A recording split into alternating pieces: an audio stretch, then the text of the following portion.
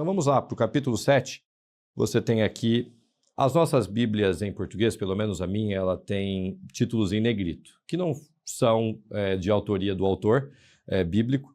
Aqui eu tenho o jejum que não agrada a Deus. Apesar de não ter sido escrito por Zacarias, eu acho que faz bastante sentido isso, porque essa é a temática desse bloco de textos, né?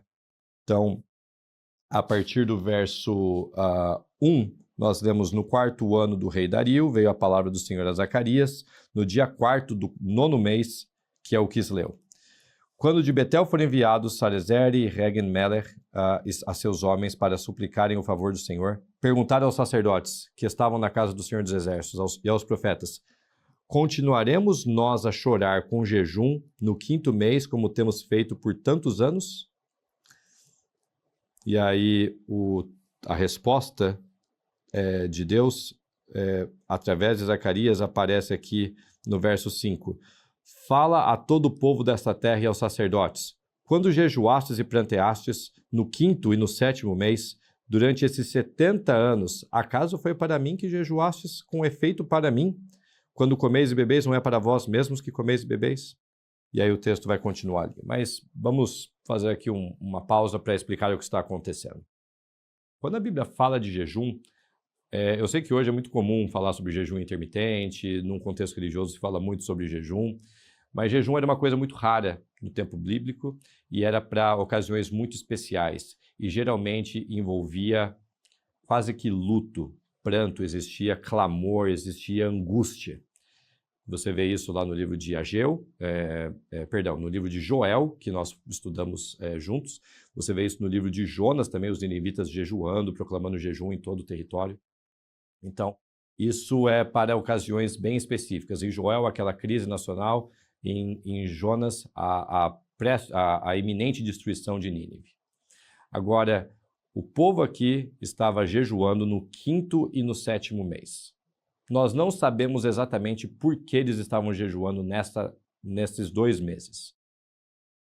Possivelmente, por isso que eu coloquei ali jejum no 5º mês, entre parênteses, destruição de Jerusalém, porque Jerusalém foi destruída no 5º mês do ano 586 a.C. Então, quem sabe, essa aqui era uma ocasião para relembrar, para sofrer com a destruição de Jerusalém. E um jejum no 7º mês, pior ainda, a gente não sabe o que significa de jeito nenhum isso daqui. Então, possivelmente o assassinato do governador Gedalias, que foi colocado por Nabucodonosor sobre Jerusalém após a destruição da cidade, está lá em Jeremias 41. Então, ele foi assassinado no 7º mês. Quem sabe judeus continuavam jejuando nessa época por 70 anos, o texto bíblico diz, bom tempo depois desses eventos, até a época de Zacarias, para, digamos assim, ficar remoendo toda essa angústia que eles passaram lá no passado. E aí Deus fala: esqueçam, não precisa disso. Eu não quero jejum, eu não quero esse tipo de ato da parte de vocês. O que Deus espera? Assim falou o Senhor dos Exércitos: julguem segundo a verdade e sejam bondosos e misericordiosos uns com os outros. Não oprimam a viúva, nem o órfão, nem o estrangeiro, nem o pobre, e que ninguém faça planos para prejudicar o seu próximo. Esses 4 grupos, a viúva, o órfão, o estrangeiro e o pobre, eles aparecem em várias passagens dos profetas. Você vai encontrar isso em Amós, você vai encontrar essa lista em Isaías, você vai encontrar essa lista em Jeremias. Essa preocupação constante de Deus com os menos favorecidos da sociedade. Deus fala aqui para o povo, agora que voltou da Babilônia, que tem um segundo templo, que pode pensar que a vida agora a vida religiosa só se confina dentro das 4 paredes do templo. Deus fala: não, cuidem desses menos favorecidos, a viúva, o órfão, o estrangeiro e o pobre. E de onde os profetas tiram isso?